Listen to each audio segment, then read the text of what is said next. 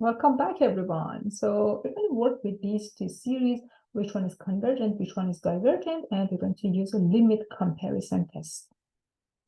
In limit comparison test, you are comparing the general terms of two series as n goes to infinity if this is equal to c, and c is a positive number. Note that c cannot be infinity. If it's a positive number, then if one of the series, one of the summation an or bn is convergent, so as the other one. The same for divergent. If either of these is divergent, the other one is going to be divergent as well. But how do I find that other series that helps me to compare the general terms? What you're going to do, you're going to find the leading term. The leading term. So how do I find the leading term? I have to write this in expanded form. Or you can say that, hey, I can ignore the constants by ignoring the constants.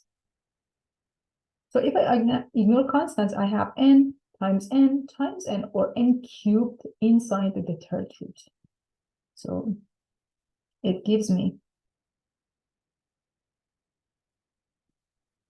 the general term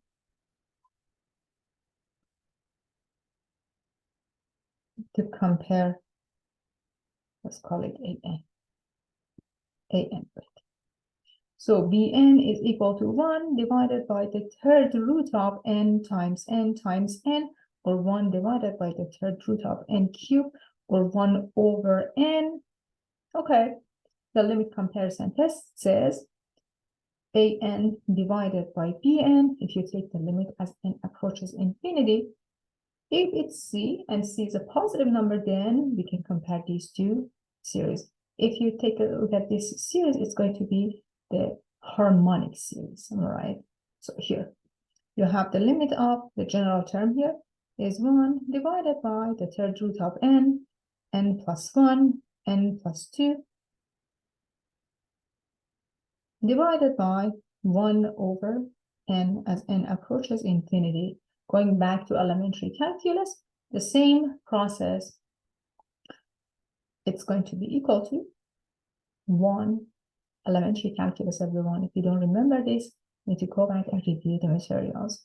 So since c is equal to 1, and it is positive, and c is not infinity, the conclusion is that since you have a harmonic series, since series 1 over n as n approaches from 1 to infinity is divergent, so as the series 1 over the third root of n plus 1 times n plus 2. So this series is divergent. What about this guy here? The same process. Just note that here the index is equal to 2. It is not 3. So find the leading term by ignoring the constants. bn in this case is going to be 1 divided by the second root of n times n times n, right? This is equal to 1 divided by the second root of n cubed. Okay, it is now interesting. I have 1 divided by n to the power 3/2, which gives me a p series. The sum of bn is equal to the summation of 1 divided by n to 3/2 p series. P is 3/2, larger than 1. Well, you know that this series is going to be a convergent series, which is convergent. So for sure, we know this about this series. Now take the limit. Limit of, for example, an divided by bn, or bn divided by an. You can switch these around, whichever makes it more convenient. as n approaches infinity. So you have 1 divided by n to power 3/2 divided by 1 over the second root of n times n plus 1 times n plus 2 as n approaches infinity. The same process, it's equal to 1. C is 1. It is positive. C is not infinity. And since this series is a convergent series, the conclusion is that the original series is a convergent series.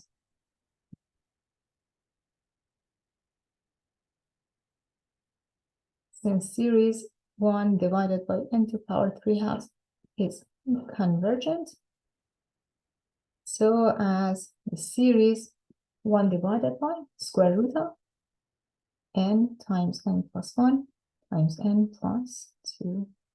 So one change in the index changes the convergence or being divergent for a series.